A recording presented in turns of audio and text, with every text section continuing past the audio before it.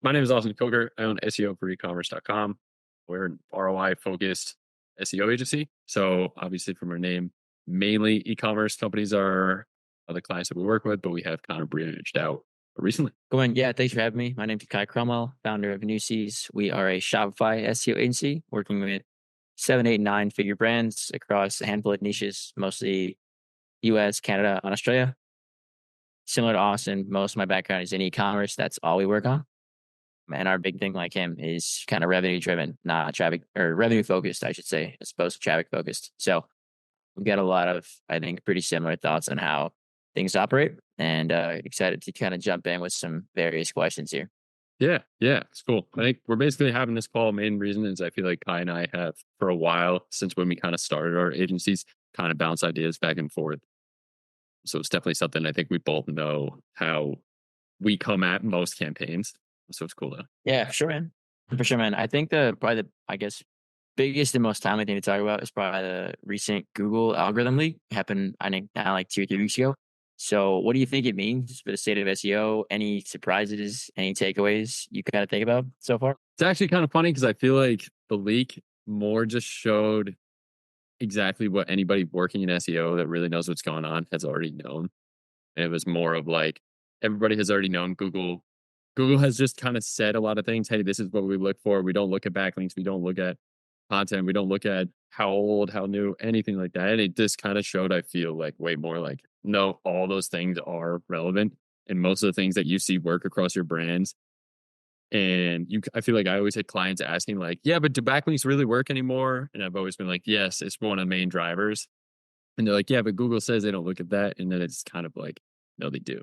And I feel like that was across the board. Nothing really surprised me. It was more just affirmation of, yeah, what we're doing like has been working for a reason. Yeah, I mean, I didn't even read through it. I think I read the initial whatever site dropped, like the initial release of it, and kind of like the summary. Like really, I got to the end of it, and I was like, yeah, it's still content and links. Like it's just been the same thing for years and years. I think to your point about people asking if backlinks work, like it's the same kind of notion as people asking, you know, what's going to happen in the algorithm update. Are you worried? Like, no, not really. Like if you continue doing the same things, it's been working for 5, 10, 15 years. I mean, obviously some things don't work as much, but the basics do. So if you keep doing those over time, like the leak doesn't mean anything. I did see, I think it was a tweet from someone. They wondered if Google thought they had enough exposure to potentially change the algorithm now that it's been leaked. But honestly, I think I don't know how you feel about that. I think it'd be conjecture, but I think like all of Google's money is tied up in ad revenue, so I don't even think the search algorithm is a massive priority for them after a leak. Yeah, I kind of completely agree with that. I almost think the leak just made it easier for you and I because I think both of us are just doing white hat. And that's kind of something I feel like I pitched to most people is like, the reason going and kind of following like great content, doing good quality backlinks, ensuring site structure setup, all that type of stuff, like this is going to help forever, and we're not really ever worried about Google updates because they're normally just trying to pick off like what's the latest spam thing that someone has been black hat thing that's been working, and this kind of just helps I think with that. And then it shows like the couple things like, yeah, everybody can say paying for backlinks, definitely Google is anti that, but this proves like you kind of have to. Like it's the only way to, get backlinks going at like scale. I mean, PR link building, I think even in the last few months has really exploded. But you would tell like for 95% of business owners who want to do SEO, like buying and paying for backlinks is the most effective and simplest way to scale link building and actually grow your brand. I think PR is great.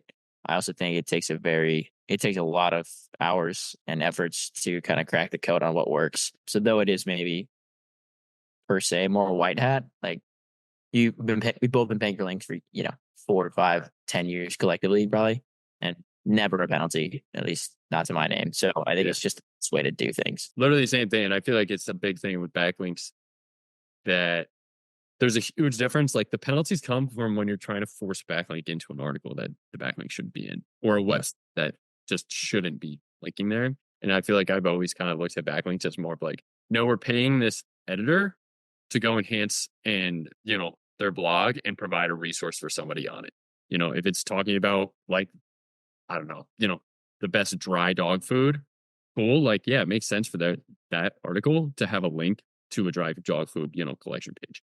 We're not trying Yeah. to put that in on something just entirely irrelevant. Yeah, it is kind of funny. We'll move on to the next question, but it's kind of funny, like looking through like potential link insertions and seeing just the most random Yeah. link built in, or like super anchor text heavy. Like best HVAC contractor in X city. And you're like, why on earth is that there? Yeah. It doesn't anywhere near natural. Yeah. So back into ecom exclusively, Mhm. what are the like highest leverage, most important tasks at a super high level that you think ecom brands should be doing? Let's say they're limited on time or limited on budget, like in a given month or a given span of time. Like, what do you think the biggest tasks they can do to really improve their SEO are? Yeah. Typically, my thing that I'll tell people is like whether we work together or not, most brands, it's like go put content on your collection pages. Like, and whether how advanced they are and how much they can get into meta titles, all that type of stuff. I really just say like, hey, go take the time to be like, what are people searching for that you would want them to land on this page, and go bake that in naturally on that page. Whether it's an FAQs or explaining, I think we know exactly what we're talking about with collection descriptions. That can literally work with no backlinks, with nothing. That alone can help a company a ton. So that's normally like the quickest thing. And then I think it just goes from there. The more tech savvy they are, the more stuff they can do. Yeah, for sure. I think the collection descriptions, I mean, I would say 80 to 90% of the brands I work with that come to me who actually have pretty reasonably good SEO already, just from, a lot of branded traffic, have never optimized their collection description. So, like, quite simply doing it is already puts them like doing it. And then, like, 2 or 3 weeks later, they're on page one. Like, it's such a simple way to get. And because so many people aren't doing it, even if you've never done SEO, you can probably find yourself in the top 10 to 15 spots just doing it today. I think off that, one thing I've been seeing really well or seeing work really well is taking like a almost like a marketplace approach to your collection descriptions and just building out like 10 to 20 of them and populating them in your footer. Like you can sell the same product, but it could be branded different ways for a different keyword. And you can just create 10 to 20 more even collections. And now customers have 10 to 20 or more potential ways to find you. Suppose just, setting your sights on one keyword and maybe never getting it, you've now really widened out your opportunity and obviously given yourself a chance to make far more money off the same back of products.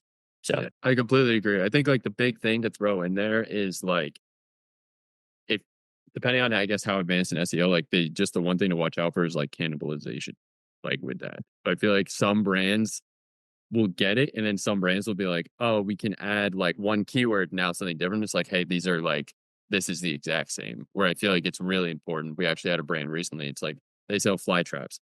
We were able to do indoor fly traps, and now it works like in tangent.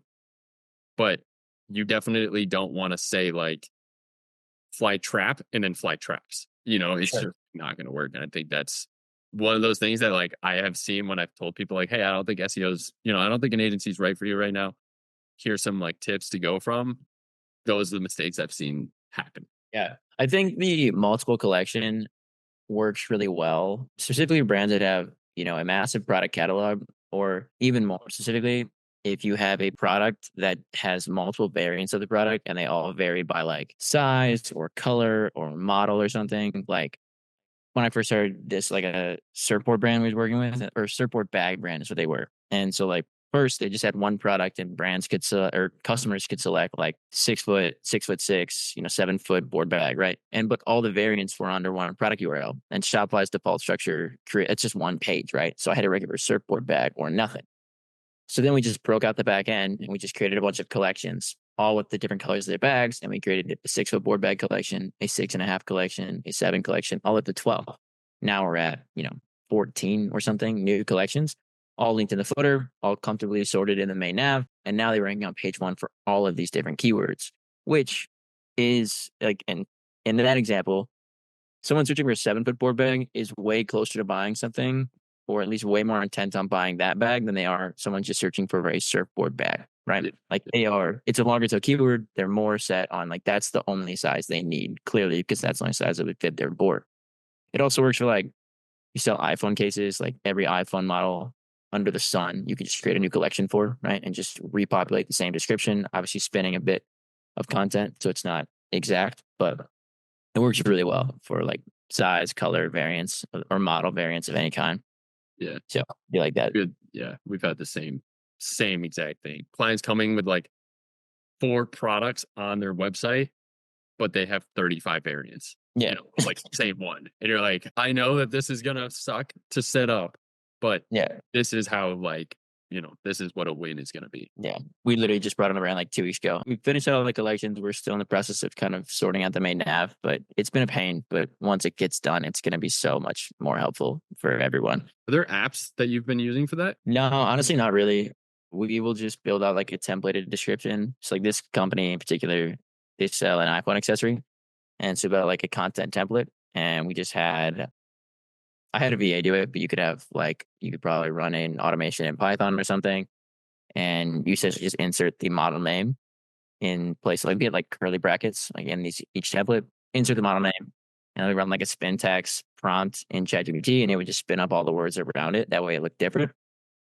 And then our dev went and built out all the collections. I'm sure there are apps that do it. Truth be told, I don't think we've ever added an app to a store for any reason. I just want to keep it pretty lean, and also depending on the brand, they could be a little bit, which is funny because like they're investing thousands in SEO, but like they won't want to spend $10 on an app, which Yeah. again, principle of the case, I get it. Like there are other ways around it without getting an app. So that's what we do. Yeah. But honestly, probably not the most well versed in like SEO apps on Shopify. Yeah. I'm curious, what about when you're building out a product that basically has a bunch of variants? Are you just then going and creating a bunch of new products like the Yeah. same? Yeah. Yeah. That's Exactly that. that's what I've seen apps specifically to put the same product, but the variant in a collection. Or I've seen the exact opposite of like, okay, we're going to break this into 7 products now. Yeah. Now, yeah, we are a bit more manual, I would say. Just to get like I'm sure the apps work. I also know like brands are generally against apps. One for the cost, one for I think a lot of brands are big on page speed and they think every app slows it down, which isn't necessarily true, but I think it's just easier to create it on our end and build it for them and Yeah. avoid any app usage entirely. That's exactly what we've done. And for the exact same reasons. But I'm always interested to hear if there is like, hey, is there an app we could pay $50 a month and this would just do it? Dude, if that app existed, I would pitch it to every single one product dropshipping store on the planet. Yeah. I feel like that would work so well. You could just come up with a new ICP for your same product and just spin it out a bunch of ways. Yeah. That's the best way to go. Might be the best thing that comes out of this talk today. Yeah, right. New SaaS inbound. Cool. You mentioned earlier, like when you go discover with brands about if SEO, if an agency is even a good fit for them at the time. So kind of off the back of that, what do you think like the biggest, well, I guess 2-part. What do you think like the difference between a good and a bad SEO agency is? I would say that's probably quality of a good agency, like figuring out if it's even going to be a fit. Yeah. What do you think the biggest differences in that? And for brands, like what are red flags to look for in an agency? Yeah. A couple things I think is huge is the content. I think that's just huge. I think it just will tell you a lot about the agency as a whole if you ask them who comes up with the content, that type of stuff. I know you and I are slightly different with ChatGPT and stuff like that. I'm like a Foley person. I want US writers. And I feel like you are raw and then highly edit. Is that correct? Yeah. Yep. I think either of those, we're just ensuring that this is quality. Like it's just someone's actually taking the time. I think if someone says, oh, ChatGPT is really good right now, and doesn't follow up with, we have somebody that's going through and making sure this is actually really good. Or if they're saying that we're offshoring this, I think immediate red flags, because I just think the person that's writing that or ChatGPT doesn't know your brand. Like it just, Sure. and I think that that's what really takes, a huge thing. I would also say like a big question to ask right away is who am I going to be talking to? I think Yep. you and I are both really hands on, and to that favor, I don't think either you or I are doing $1 million a year, so we need all these people, in our agency for communication. But I think it's really important, like in the call when someone asks me who am I communicating with, I'm like, you get to talk to me and you get to talk to my senior SEOs. Like the people that are genuinely working on this from a high level is who you get to, have the communication with. Where I just get so many people come in talking to me about the old agencies and they're like, the guy promised me the world and then that guy disappeared. Yeah.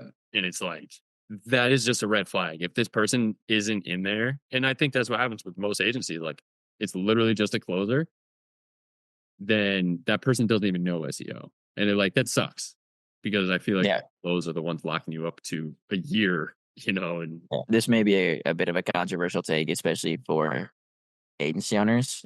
I've definitely kicked around the idea before. I lean away from it now, but I think having a closer in there in like the sales funnel is actually a bit of a red flag unless you have like intimate knowledge of like their case studies beforehand or like you've already been referred by someone else. Because I think, unfortunately, so, and I would probably say most brands agree with this. Most agencies are just like cash machines. Like they are meant to get you results, but it's really like they'll get results for 25% of their clients and then they'll just continue to do more lead gen and then they'll churn high. But like that's how they function. So without a closer in the mix, you're at least talking to someone who's you're going to be working with, in this case, you or myself, right? So I think I suck at sales. I do. I just do. I just answer questions. I do a shit ton of discovery yeah. and like I'm very blunt about how things work.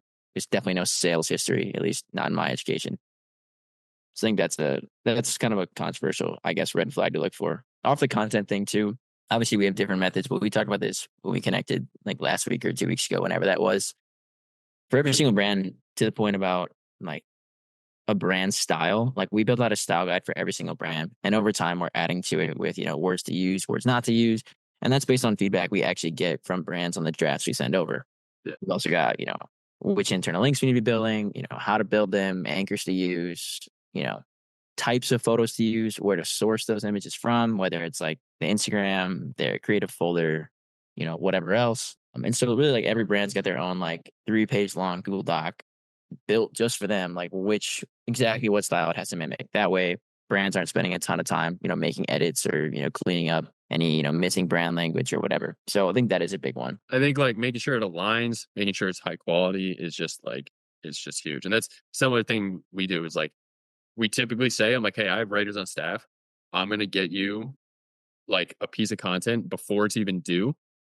You're going to tell me if you like it, if you don't like it, provide your feedback. Cause it's just like the fourth piece of content is normally really easy. We're already aligned and they normally no one even has to touch it. And it's like, hey, I want you to cut this first piece apart because my writer is here because they're well versed and they know how to write in a bunch of different tones, and I think that's important where I've seen a bunch of other agencies. I talked to a guy yesterday. He's like, yeah, the guy just kind of like put blogs on my site and it actually gets some traffic surprisingly, but I've never gotten a conversion. I've never seen anything happen. And like the guy just said, blogs are important. And that was the end of it. And I was like, that sucks, dude. It was like, it sounded like it was cheap, but I was like, every dollar you paid to this person was wasted. Yeah. Off that conversation, I think like the guy saying blogging is important. I think that ties into another red flag I have for agencies is agencies that are really one dimensional in what they do. Like they just do technical SEO, they just do content, they just do backlinks. I think some people would say, a specialist is better. I also think for most e-commerce brands operating under like, I don't know, 50 million a year, probably even higher, honestly. I think like a generalist like a generalist agency that has individual specialists is better off than someone just doing PR link building or just doing content creation or just doing technical SEO. Like a team that could do it all is going to get you far more down the road than any like one specialist could. So if your discovery call is all about like, yeah, we're going to create this piece, like this blog, we're going to do this blog, like this page, and there's like no mention of link building or anything else, like that should be a pretty lead indicator of what you're going to get. And also, well, really what you shouldn't be getting because you should probably move forward with that.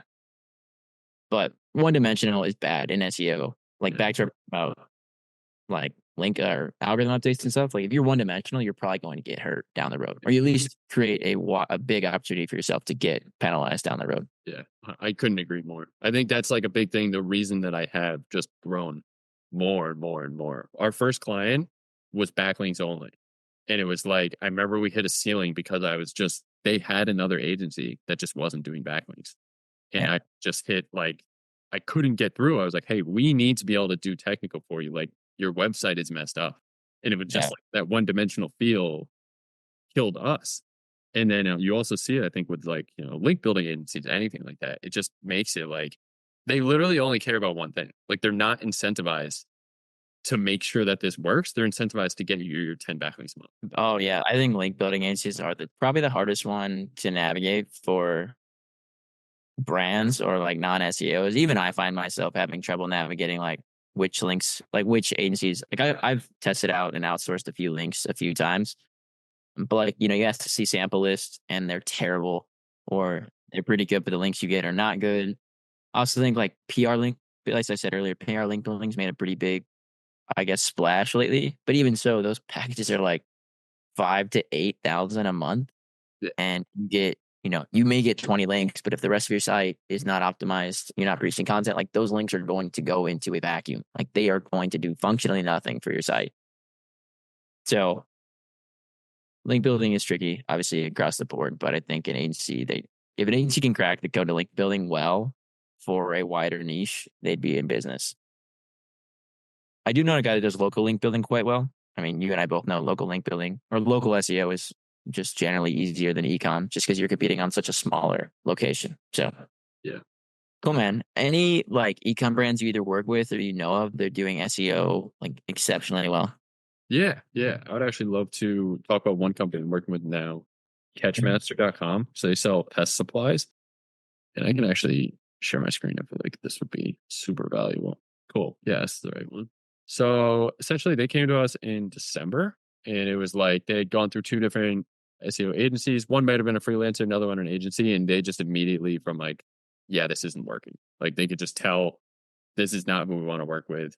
And we worked with them, and so immediately it was just like they're let's like kind of show their website. So they sell pest supply products. They're in Home Depot, they're in Walmart, they're in a they're been around for a really long time, just never focused on their website. And so they kind of came to us and it was just like, whoa, this is perfect in the sense of like collections is what is going to crush it for you. You go to like, we worked on Fly because they kind of use what's called like a pest year calendar, So what is the first pest that's going to hit? It's, they want it to be, get on the fly traps. So we kind of just saw this opportunity to be like, all right, you have a bunch of fly traps. We know you have great products and we're able to go in and just optimize this. So it's as simple as like making sure that, the URL is done right, making sure H1, everything is good here. And then this is just kind of what we end up doing for like collection pages. So stuff down here, and you can see it's like ton, and I think you see this and you're like, yep, this is probably, what you're trying to do with a lot of FAQs, this type of stuff. So this is the website as a whole, what the growth has been. So it's great. Damn. You Nice. if you look at the fly traps one, we're up to 12.1 thousand visitors a month right now. That's And huge. kind of can see like it's crushing it. It's fly traps, all this. And like you can actually see if you go Google this, it says number two. And unfortunately, it's just one of these where people also ask is the first. And then it's Yeah. so it's like we're the first company there and it's crushing it. And this is where I kind of mentioned before, like we saw an opportunity to do like best indoor fly traps. So we like the idea of doing this not as another collection, but instead we do in Shopify the pages. And we do this for a bunch of brands where it's like exact match keywords. And then of course you can just keep going with different exact match. And again, it's like commercially based, but just a little more, I kind of call it a hybrid between a blog and a collection page. And this page alone gets 5.4K. And again, it's like indoor fly traps, it sits at number one for the main keyword, best indoor fly traps, with a lot of that. So this has been a brand that I immediately, the first contact, I was like, we're going to crush it for you. It was one of the calls where I was like, I need you as my client because I know this is going to work. And it's awesome. I remember talking to him a couple of weeks ago and he was like, oh yeah, we're already profitable through Q2 after paying you, like he was like this, I think it was this month or May alone paid for our services for all of Q2 and was profitable. And it was like, all right, yeah, SEO is pretty good. So now we're like getting in the end of this month, we're going to be doing mouse traps and all that type of stuff. And you can kind of see over here, like we only built 5 backlinks to this. It's not the most competitive, it's not SaaS, anything like that, but it was like 5 good backlinks went a really far away. And, it's Yeah. awesome. One of those kind of calls where we had to check in. He recently did a testimonial and it was just like, yeah, we're going to work for you, work with you for a while because you have a bunch more pests to go through. And okay, next year, maybe we can build out 4 more collections or, for flies or more landing pages, for the more specific, just nitty gritty. But when people are making a ton of money off of you, you don't really have to worry about them leaving. Sure. that is the number one rule of an agency is if you get good results, then like retention is not going to be an issue. Yeah. I got two brands I want to talk about. Want to go back to something you said earlier. I think you said they had worked with a freelancer before or an agency previously, right? Yeah, they worked with an agency and a freelancer. So two Yeah. different SEO. I don't think there's necessary. I mean, there's definitely benefits to both, depending on the size of the brand, what's also what you're looking for. I will say the one thing I wanted to go back to on good versus bad agencies or like a red flag is actually the price point. I think, and of course, there's gonna be exceptions to this, but I think generally speaking, if you're an e-commerce brand and someone pitches you outside of a window of like on the low end 1.5 or 2,000 a month, and on the high end 5,000 a month. Like if it's outside that window, I honestly probably wouldn't waste your time. Anything lower than that, you're going to get terrible work. Yeah. Anything above that, you're probably not a big enough brand to be paying for it anyway. Yeah. I think like SaaS companies or like enterprise SaaS, you know, even like Fortune 5 companies probably invest like 5 to 10K a month. Only people who need that kind of link building or any kind of spend like that is any like, you know, THC gambling type niche, like adult toys, like anyone where you're going to spend a lot of money on link building. Yeah. But honestly, most brands under, I'd say 25, 30 million a year, like you can get by. Like all that's where brands in our range fall. Like we have Yeah. brands do on the low end, like 1 or 2 million, and on the high end, 25, 30 million. And we don't, our retainers all fall in that range. So anything low or high is something to probably be weary of, depending on who you are. Yeah. Yeah. I completely agree. And that's kind of where like I feel like I just like everybody, you start off and you're just like you'll take the work you can get, you go from there. Yeah. It's funny, like the first person I ever took, and this was basically just freelancing, was 400 a month and literally crushed it. And he's still there today. Like he's still crushing it. It was just that exact, like it didn't even take backlinks. It took me understanding like, hey, you just need to get your collection content right. And now I would never take a $400 a month, client, but it Yeah. was like, oh, you can do good work. But that's kind of where I tell people, I'm like, the odds someone's going to do a good job if you're paying them less than 2 grand a month are really low. And what sucks is like, yeah, it's low, but maybe you work with them for 6 months and you just lost $6,000. Yeah. Where Yeah. Yeah. I would agree with that. like they My work first with one was us or 500. something like that, and like, dude, everybody has churn. Even some of the clients that I'm like, you have the best potential. Sometimes something goes wrong. It's like they can't pay whatever it is, and a lot of times I'm like, at least that money you spent went to good. You can come back in 6 months and like you have the strong foundation now. You have good content. Yeah, you just need the backlinks to get there. Where if you just have somebody that kind of goes in and does a crap job, like have the time they're paying someone like us to just go fix it before we can even start going and doing good. Yeah.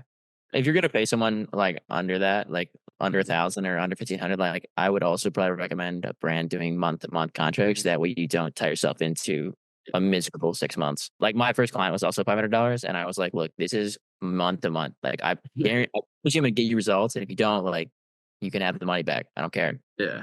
Now we both obviously got to a point where we don't have to do that anymore. Like we have proven we can get results, and obviously now we're offering an even higher quality service than we were when we started. But I have seen like freelancers or small agencies out of like, Europe and Asia tie brands into 6 or 12 month contracts for like $500. And like you pretty much just kissed away like $4,000 to $5,000 in a year. Like Yeah. you're not anything out of that. Right. And it might even hurt you. I recently got a brand that was like, they were still doing, actually, just happened twice in the past like 4 months. White font with padding way up. Like, I have, and I was like, no way. And one of them, actually, no, both of them, they were like, so are you guys going to be doing that too? And I was like, oh my God. Like, you don't even realize, like, yeah, the bar is, oh, dude. Yeah, the bar is so low. Yeah. All right, cool. Yeah, so the two brands I want to talk to, not brands I work with, just kind of brands I've honestly like admired from an SEO perspective. They both do pretty similar. Well, they didn't start this way, but they've recently done it, and that's how they've been able to grow. Are Chewy, which is like the pet dog food brand, and Gymshark. I think they're both in like the 35 to 40% of all their traffic is non-branded. And for being multi-billion-dollar companies, that's pretty impressive from an SEO perspective. Chewy, they think they just launched doing like, I think they're just doing like pet food, but they've expanded now into like pet toys and other like even like beds and stuff like that. So as they've done that, they've also built out a ton of educational content and they're kind of like now like the WebMD for pets. So they have like all these different like healthcare articles, symptoms of, sicknesses or whatever, how to use all these different toys, benefits of them, things like that. So they're just like stacking a content marketing strategy on top of their catalog build out. And Gymshark's done the same thing. Gymshark is an enormous fitness brand and probably one of the biggest fitness influencer like collaborations. And so as a result, they've had a lot of success building out like workout plans or like specific exercise how to's, which if you're an apparel brand, you're probably not initially thinking of. But because they tied in so well to, you know, fitness influencers and specifically people getting into fitness for the first time, like people already know and trust Gymshark. So stacking content marketing at that like ultra top of funnel stuff is now going to like help trickle down to so much revenue at the bottom of the funnel as these, fitness influencers and fitness beginners, become kind of like entranced by this content marketing. So two brands, I think they combine for like, I think Gymshark does like, I don't know, 3 million visits a month. I think Chewy does more, like 5 or 6.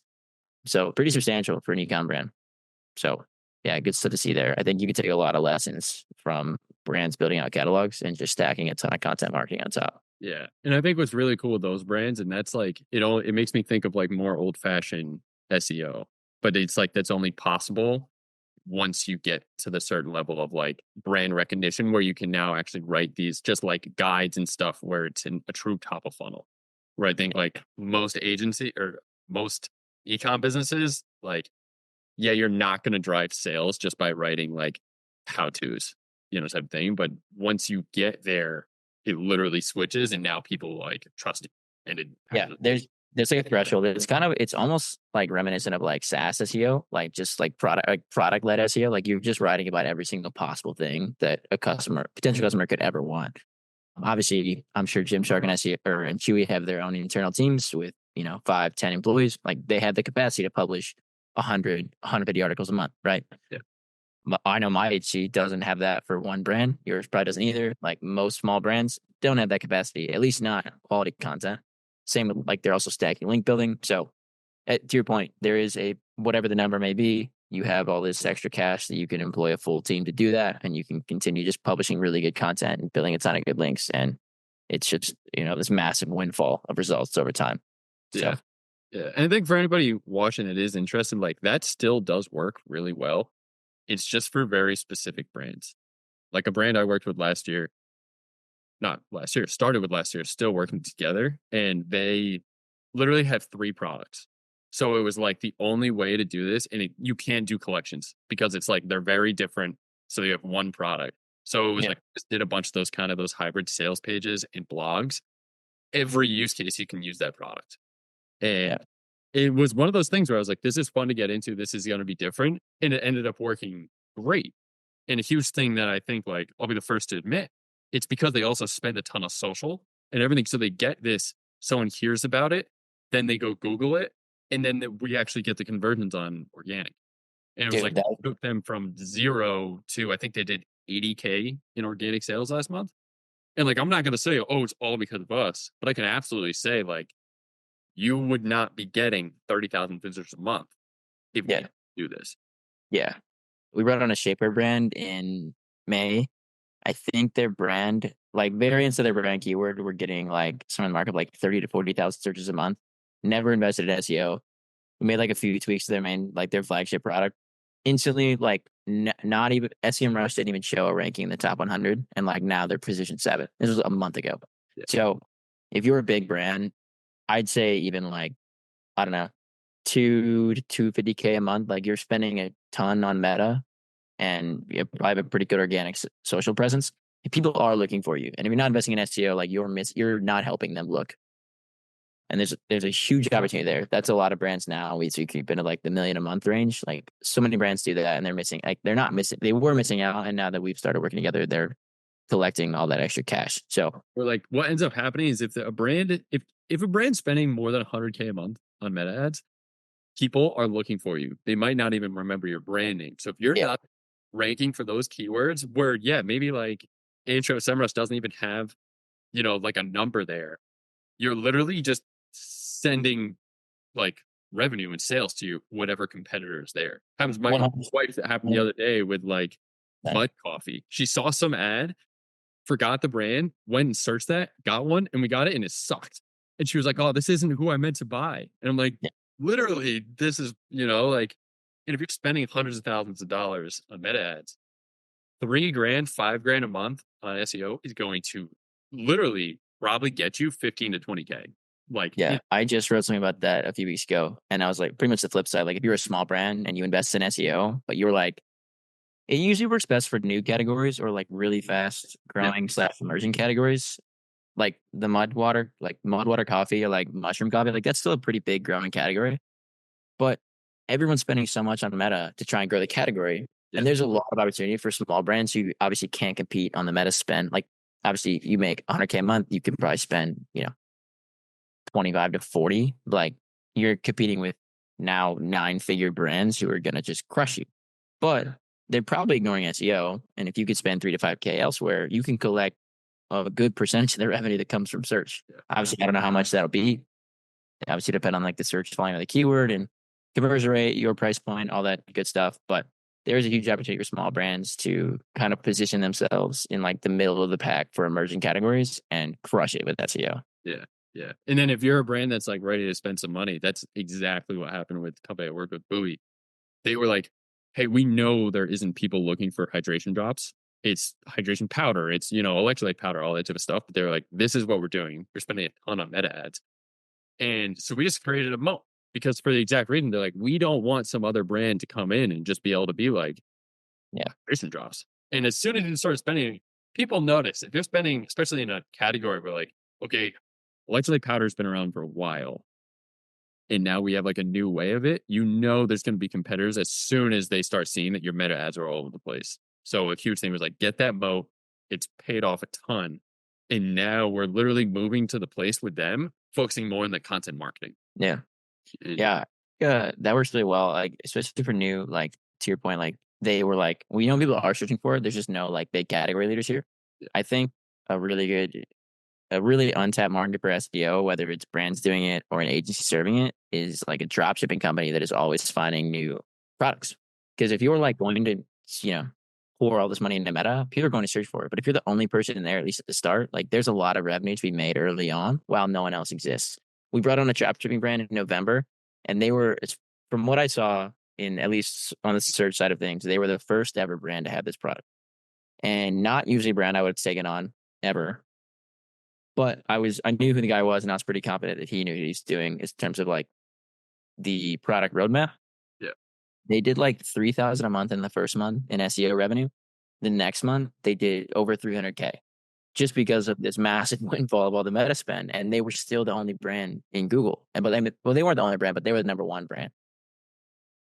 And had they never done SEO, like probably I don't know, that number could have been $200,000 or less. yeah. So a lot of money from them investing a few thousand in 60 days, like turn into, a 6-figure win for them. So You're like the cool little small guy stories that you've seen is when people have just seen that like rush go with meta ads and they are that little brand that they're like, you know what I can do? And a lot of times it's ex SEOs or something like that and just see that little opportunity go. And it's actually a site I've been working on for some time now. And it's like exactly what I'm positioning myself. I'm like, I yeah, know I'm not about to go have $100,000 a month ad spend business right now. But I'm like, I know enough on like what triggers I can use. And it's like, I got my first sale in like 45 days of like yeah, not a single backlink, nothing. A Shopify site, drop shipping products with collection descriptions, yeah, in an insanely it's in the medical space. So it's like a very competitive, long LTV. And it's like, cool. I'm excited to see where this goes. It's kind of one of those like experiment slash maybe this will be awesome type of thing. yeah. It's a testing site now, potentially a future brand. Yeah, yeah, exactly. Yeah, cool, man. Well, yeah, excited about that in the future. But I think for now, I'll probably wrap it. So good talking to you, and be in touch shortly. Yeah. Oh yeah. Sounds good. All right.